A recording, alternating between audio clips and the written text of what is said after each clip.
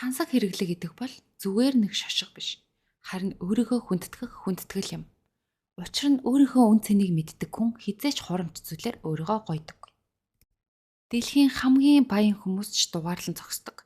Зар сурталчилгаа бараг хийдэггүй хэрнээ бүгд мөрөөддөг тийм нэгэн брэнд бий. Энэ бол тансаг хэрэглээний оргил, бурхтын брэнд гэгддэг Hermes брэнд юм. Хэрэв бусад брэндүүд маркетингаар борлуулдаг бол Hermes зөвхөн нууцлаг байдлаараа дэлхийг байлдан дагуулдаг. Энд танд хэдэн тэрбум төгрөг байгаад ч хүссэн цүнхээ шууд худалдаад авчиж чадахгүй. Зарим нь үүнийг зүгээр л хит үнэтэй цүнх гэж гардаг бол ухаалаг хөрөнгө оруулагчид үүнийг алтнаас илүү үнцэнтэй актив гэж үздэг байна. Өнөөдөр бид яагаад Hermes-ийн цүнх алтнаас илүү өгөөжтэй байдаг вэ? Яаж ядуу хүнчинхүү Парис руу явган алхаж ирээд дэлхийн хамгийн хүчирхэг тансаг зэрэглэлийн гүрнийг байгуулсан бэ гэдэг гайхалтай түүхийг хамтдаа сонирхцгоё. Thierry Hermes 1801 онд Германд төрсөн ч тэрээр Пруссийн дайн болон тахлын улмаас гэр бүлийнхний бүгдийг нь алдаж бүтэн өнчирсэн байв. Thierry Hermes Франц руу 1820-ад оны дундор ердөө 20 орчим настай байхдаа Германы Крефельд хотоос Парис руу явган алхаж ирсэн гэж түүхэнд тэмдэглэгдсэн байдаг. Түүнд морин дээр хөлслөх байтугай хоолны мөнгөч ховор байсан тул Европыг дамнан 450 гаруй километр замыг явган тулсан гэдэг. Тэр зүгээр нэг тэнүүчлээгүй. Харин имэйл болон сахин эдлэлийн уралдалд суралцах өөрийн гэсэн ирээдүг бүтээх зорилготой байсан юм. Өнөөдрийн дэлхийн хамгийн баян брендийн үндэслэгч маш ядуу хүнд нөхцлөөс эхэлсэн нь Hermes-ийн үн цэнийг улам нэмэгдүүлдэг.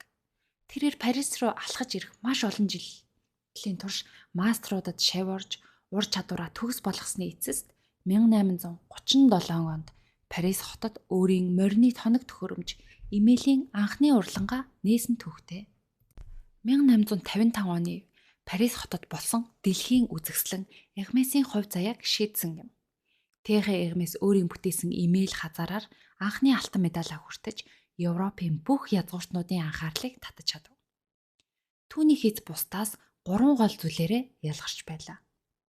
Тэр үеийн морин спорт болон ан агнуурд морийг ядраахгүй, хөдөлгөөнд нь саад болохгүй хатлаа бат бөх байх нь хамгийн том техник байв. Язгууртнуудын хувьд имэйл бол зөвхөн хэрэглээ биш, тэдний нэр хүндийн илэрхийлэл байсан юм.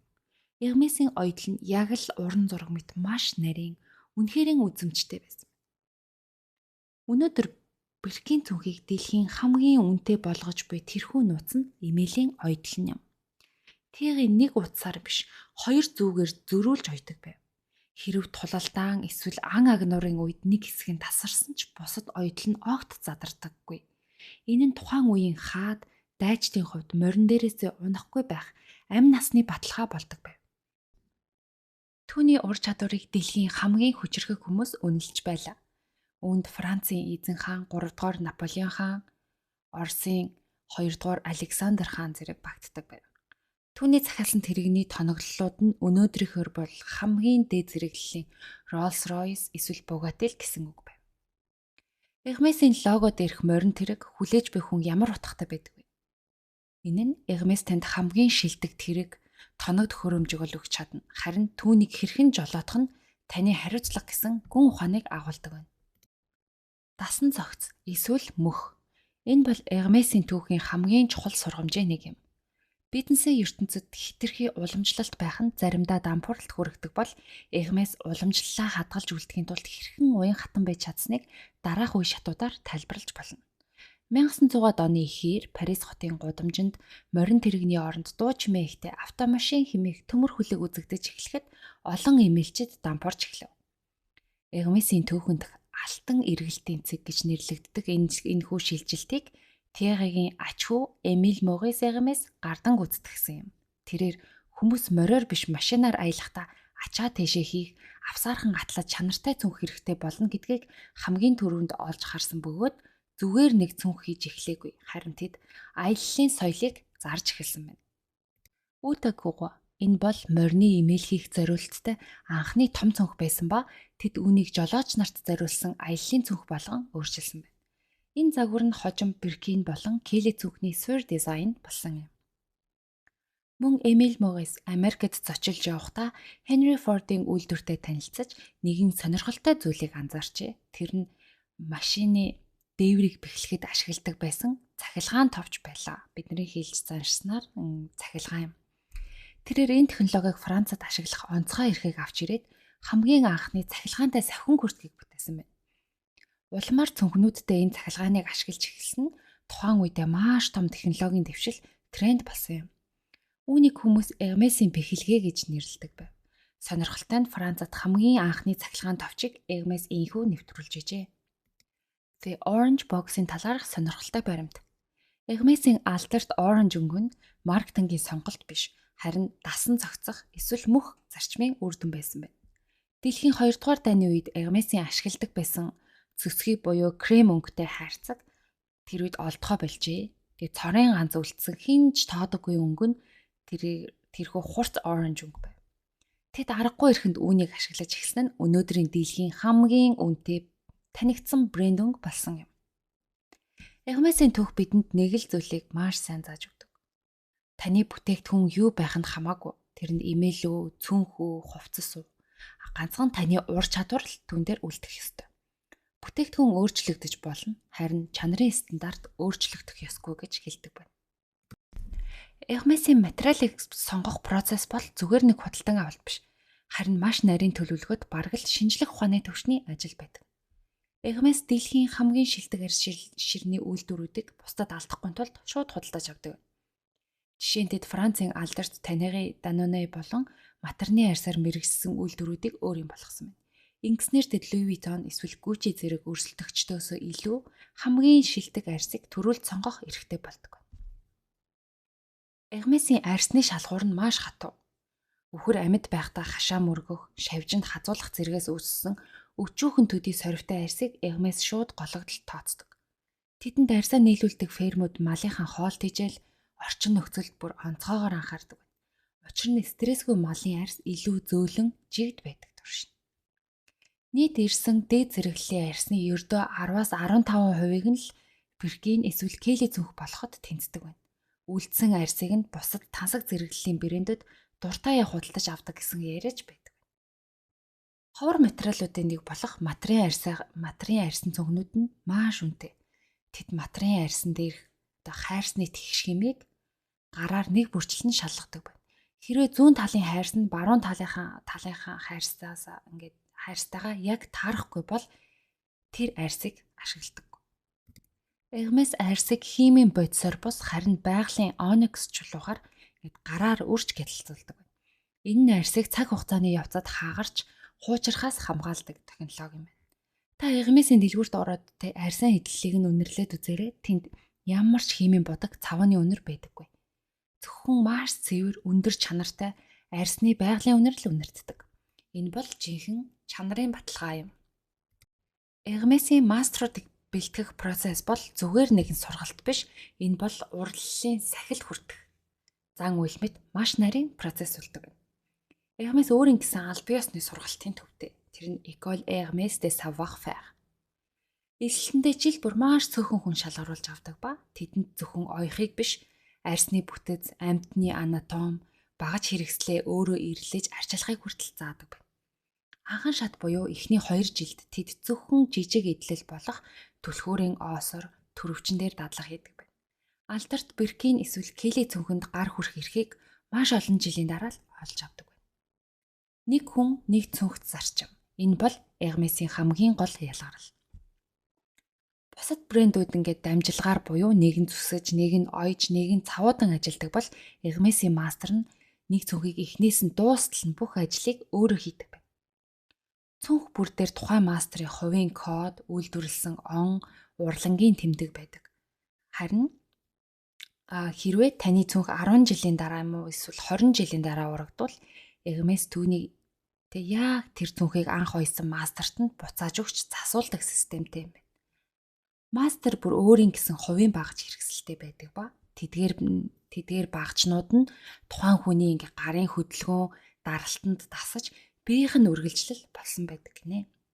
Тэгээ мастер тэтгэврт гарахдаа багажаа өөртөө дурсгал болгон авч үлддэг уламжлалтай юм байна. Мастерууд цүнхийг ойж дуусаад хамгийн сүүлд нь ингээд алхаар маш зөөлөн товшиж ойдлыг тэгшилдэг. Энэ дууг нь Hermès-ийн зүрхний цохилт гэж хүртэл нэрлэдэг байна. Зөвхөн олон жил суралцсан мастер л арьсыг гэмтээхгүйгээр яг хэрэгтэй хүчээрээ товшиж чаддаг байна. Бид яагаад 10,000, 100,000, 500,000 доллар төлдөг вэ? Бид зөвхөн сахиунд нь биш, харин тэр хүний 10 жилийн хичээл зүтгэл, 20 цагийн тасралтгүй төвлөрөл, насан туршийн ур чадварт нь мөнгө төлж байгаа хэрэг юм. Inside Secret буюу Hermès Game. Сэтгүүлчид болон сонирхогчдыг нэрлэдэг Hermès-ийн гейм гэж юу вэ? Та мөнгөтэй байгаад ч авчиж чадахгүй. Бусад брэндүүд биднийг сонгосонд баярлалаа гэдэг бол Hermès бид таныг сонгох уу гэдэг зарчмаар ажилладаг байна. Та дэлгүүрт ороод шууд Birkin цүнх авъя гэж борлуулагчид ингээд ээлдгэр хэлсэн ч уучлаарай одоогоор бэлэн бараа байхгүй байна гэж хариулна. Үнэндээ агуулгад цүнх байж ах магадлал маш өндөр. Гэхдээ тэд үүнийг хэн төхөө өөртөө шийддэг байна.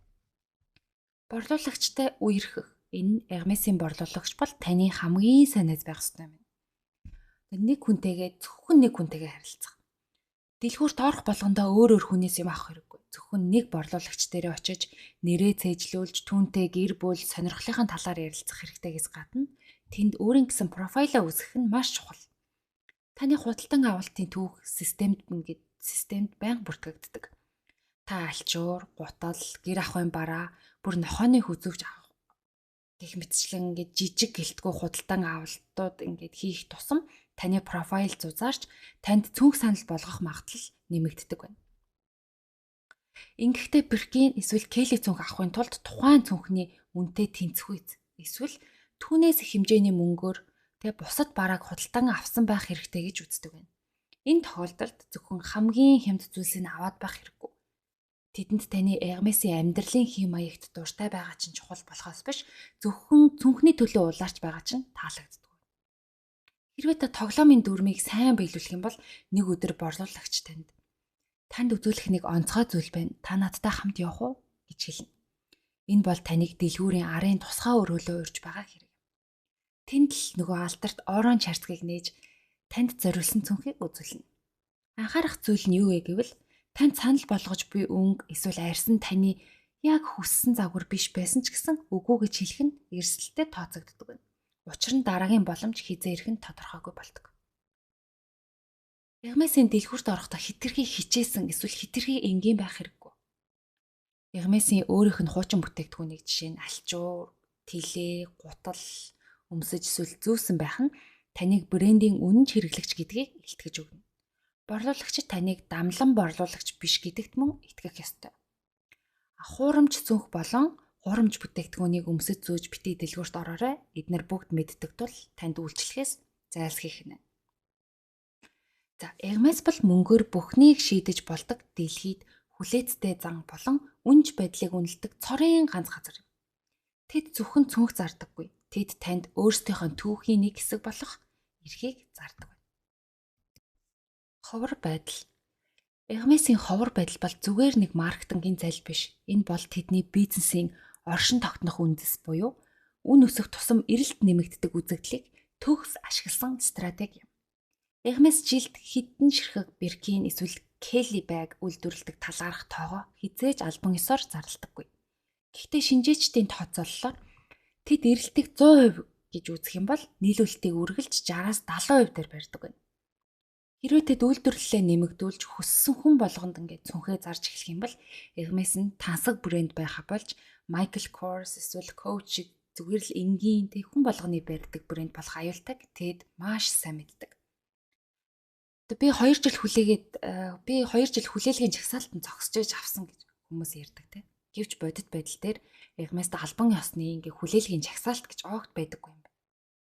Тэд жагсаалтаар биш харин үнэнч байдлаар цүнхээ өгд юм. Хэрвээ та ингээд дэлхийд алдартай од эсвэл олон жил ингээд тус дэлгүүрээс юм авсан VIP үйлчлүүлэгч бол танд 2 жил биш 2 минутанд ч цүнхийг гаргаад өгч болно. Энэхүү тодорхойгүй байдал нь цүнхийг алтаар хийсэн аягнаас ч илүү үн цэнтэй болгодог байна. Хоёр дахь зах зээл бол Hermès-ийн хамгийн ухаалаг тактикийн үр дүн юм. Дэлгүүртээ Birkin-ийг $10,000, $12,000 зарж байхад дэлгүүрээс гараад л тэр цүнхийг нь онлайнаар болон дамаар зардаг газрууд $25,000, $30,000 2, 3, 4 дахин нугалж зарж болдог байна. Яагаад вэ гэвэл хүмүүс одоо яг л одоо авъя, шууд авъя. Тэ? Яг одоо шууд авахын тулд 2-3 дахин их мөнгө төлөхөд бэлэн байдаг. Энэ нь эгмээсийг зарцуулдаг мөнгө биш, хөрөнгө оруулалт гэж харагдуулдаг гол хүчин зүйл юм. Эгмээсийн хамгийн том амжилт нь тэд цүнх зардаггүй, тэд олдоцгүй байдлыг зардагт оршдог. Хүн төрөлхтний сэтгэл зүй ингээ олдоход хэцүү зүйл рүү үргэлж тэмүүлдэг, маш ихээр тэмүүлдэг бөгөөд Эгмээс энэ тоглоомын мастер юм. 1922 онд Эгмээсийн анхны жинхэнэ гар цүнх Эмиль Могисын эхнэрээс болж үүссэн түүхтэй. Түүний эхнэр өөрт тохирсон загварлаг хэрэглэхэд хялбар цүнх олдохгүй байна гэж гомдлоход Эмиль өөрийн гараар түүнд зориулж цүнх хийж өгсөн нь өнөөдрийн сая долларын үнэтэй цүнхний цуглуулгуудын эхлэл байлаа. Хамтдаа дэлхийн хамгийн чанартай, төгс хийцтэй, урлагийн бүтээл болсон цүнхнүүдийг сонирхцгооё. Келли цүнх 1930-аад онд бүтээгдсэн энэ цүнх анх Сака Депеш буюу мэдээ дамжуулагчийн цүнх гэж нэртэй байв. Энэ нь маш ажил хэрэгч, хатуу бүтэцтэй, язгууртан төрхтэй загвар байлаа. Гэвч тухайн үедээ тийм ч их тренд болоогүй байсан юм. Грейс Келли 1954 онд Альфред Хичкогийн To Catch a Thief кинонд тоглож байхдаа энэ цүнхтэй анх танилцжээ. Киноны хувцас дизайнер эдит хэд Эгмээсээс хэд хэдэн цүнх авчирсны нэг нь энэ байв. Грейс Келли уг цүнхэнд шууд дурлаж кино дууссаны дараач өөрөө байнга барих болжээ. Тэрээр Монакогийн хун тайж Ренете гэрлэж жирэмсэн болсон байв. Тухайн үед гүнж жирэмсэн гэдгээ олон нийтэд зарлаж амжаагүй байсан тул папараццуудын дуранд өртөхдөө цүнхээ ингээ гидсэн тус газраа барьж нуусан байдаг. Энэ зураг нь лайв сэтгүүлийн нүүрэн дээр гарч дэлхий даяар тархав. Хүн болгон Эгмээсийн дэлгүүрт орж Келлигийн барьдаг цүнхнээс авъя гэж асуух болжээ. Хүмүүс албан ёсны нэрийг нь дуудгаа болж зүгээр л Келлигийн цүнх гэж нэрлэх болсон тул Эгмээс 1977 онд албан ёсоор нэрийг нь Келли болгон өөрчилсөн түүхтэй юм байна. Сонирхолтой нь энэ бүхэн Эгмээсийн төлөвлөсөн сурталчилгаа биш, харин цэвэр тохиолдол байсан гэдэг. Одоо бүгдээрээ Биркийн цүнхний талаар сонирхцгоо. Энэ бол загварын ертөнцийн хамгийн сонирхолтой, магадгүй хамгийн кино шиг түүх юм. 1981 онд Парисаас Лондон чиглэлийн нислэгт Джейн Биркин тухайн үедээ маш алдартай загварын айкон байсан ч тэрээр үнэтэй цүнх биш, харин хаач явсан хулсан сагсанд тэм цүнх барьж явдгаараа алдартай нэгэн байв. Джейн Биркин онгоцны дээд талын ачааны хэсэгт сагсан цүнхээ хийж явахдаа ингээ алдаад доторх бүх зүйл нь буюу маш олон жижиг хэрэгсэл, тэмдэглэлийн дэвтэр, гоо сайхны хэрэгсэл, хүүхдүүдийнх нь юмсан шалан дээр тэр чигтээ асгарчээ. Түүний хажууд сууж байсан гэрхэм түүнд тусалж юмсыг нь түлцэж өгөв. Джейн Биркин уурлаж Эгмээс ч гэсэн миний бүх юм багтах тийм том аятайхан цүнх хийж чадахгүй байх шүү дээ гэж хэлтэл хажууд нь сууж байсан гэрхэм. Би Эгмээсийн захирал Жон Луи Дюма байна.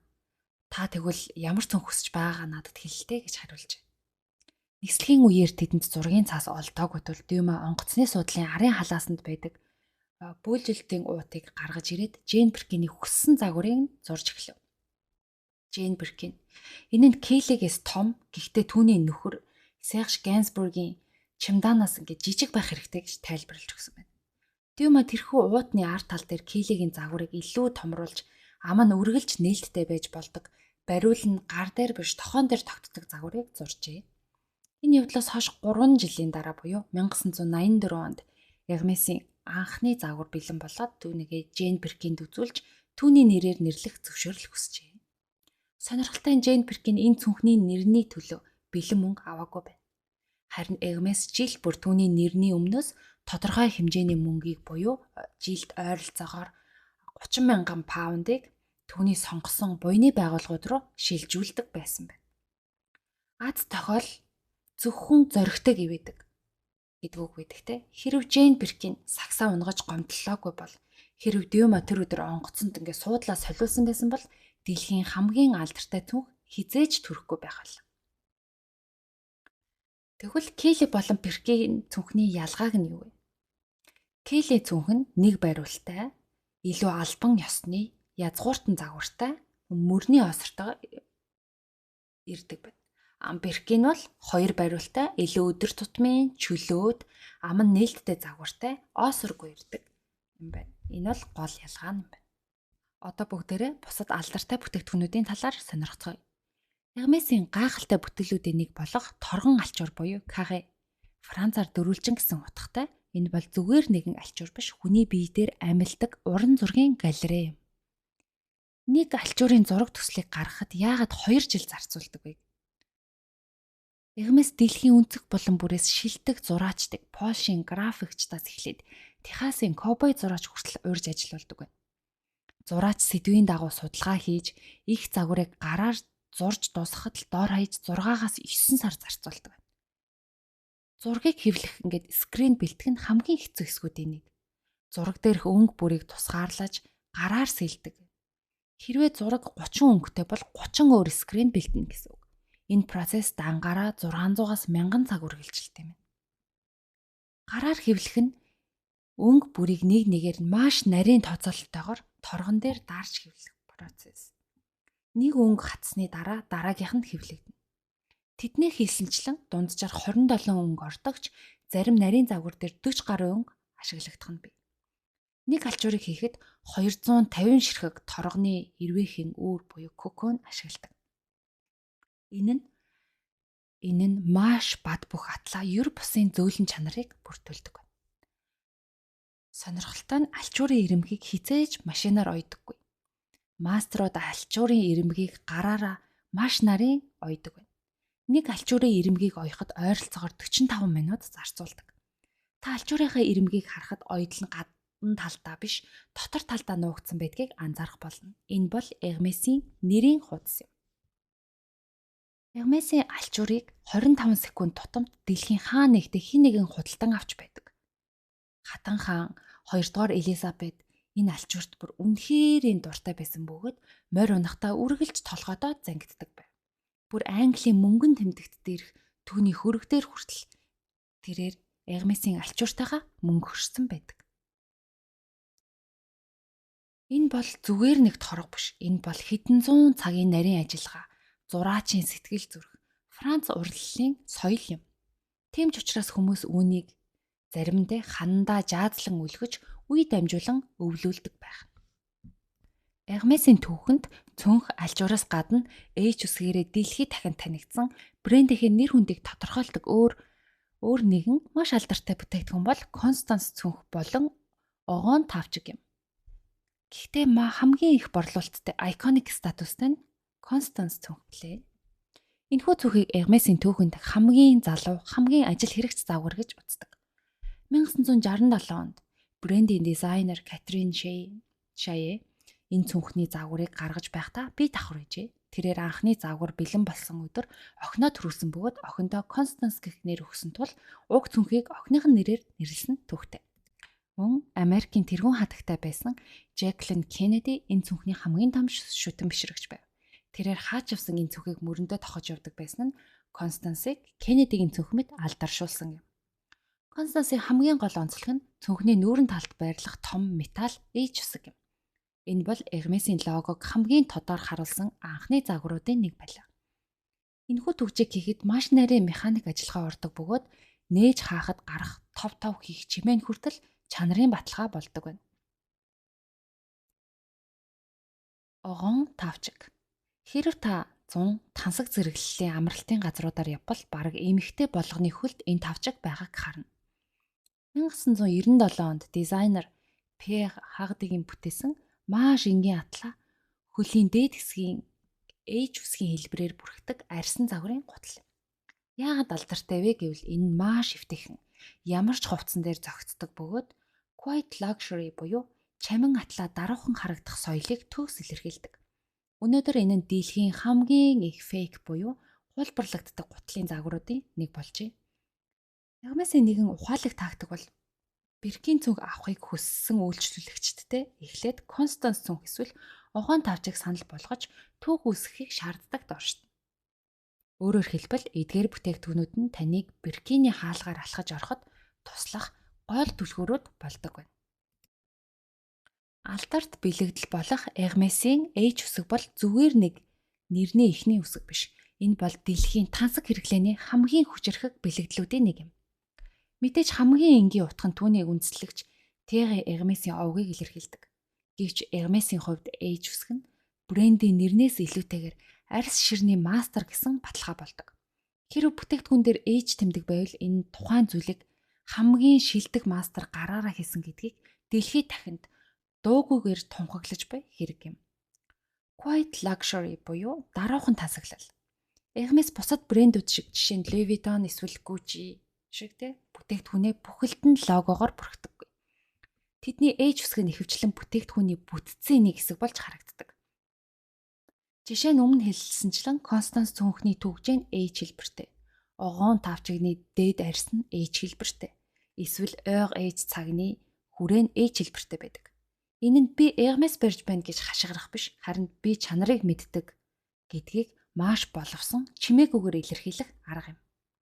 Бидний сайн мэдэх алдарт ээж твхтэй бүс болох Constance Beld 1967 онд анх гарсан ба өнөөдөр энэ бүс нь амжилтад хүрсэн бизнесмэнүүд одуудын дунд статусын илэрхийлэл болж байна. Хүмүүс энэ жижигхэн металл ээж үсгийг зүүхийн тулд 1000 болон түүнээс дээш гаруй доллар төлдөг нь түүний утга учир ямар өндөрт байгааг харуулж байна. Hermes-ийн ээж лого бүхий металл ид ангиудыг хизээж хямд төмрөөр хийдэггүй. Тэд алт, палладиум эсвэл перламутр буюу сувдны дотор талыг ашигладаг. Хэрвээ та ээж түгжээг хуруугаараа тогшиж үзэх юм бол тэр нь маш тод, үнэтэй дуу гаргадаг. Энэ дуунд хүртэлтэй хурамч бүтээгдэхүүнээс ялгах нэг арга болдог байна. Магадгүй та бүхэн анзаарсан байх. Hermes-ийн зарим хамгийн үнэтэй цүнхнүүд болох Birkin цүнх болон Kelly цүнхтэр ямар ч том ээж үсэг байдаггүй. Яагаад гэж вэ? Учир нь тэрхүү цүнхнүүдийн дизайн нь өөрөө ээж логоноос илүү хүчтэй брэнд болж чадсан юм. Логогүй байх тусмаа илүү үнэтэй байдаг нь Hermes-ийн өөртөө итгэх итгэлийн гол илэрхийлэл юм. Хөрөнгө оруулалт. Судалгаагаар Birkin цүнхний үн сүүлийн 35 жилд алтнаас илүү хурцтай өссөн байна. Энэ бол Hermes-ийн түүхийг зүгээр нэг загварын сэдэв биш, харин бизнес санхүүгийн ноцтой сэдэв болгож хувиргадаг хамгийн хүчтэй баримт юм. Алтнаас илүү найдвартай хөрөнгө оруулалт мөн үү? 2016 онд Bag Hunter-оос гаргасан алдартай судалгаагаар сүүлийн 35 жилийн хугацаанд буюу 1980-аас 2015 оны хугацаанд Birkin цүнхний үн цэнийг алт болон S&P 500 буюу Америкийн хөрөнгийн зах зээлийн индекстэй харьцуулж үзжээ. Алт нь жилийн дундаж өгөөж 1.9% байсан бол S&P 500 жилийн дундаж өгөөж 11.6%. Харин Birkin цүнхнийх 14.2 буюу хамгийн өндөр хувь нь байсан байна.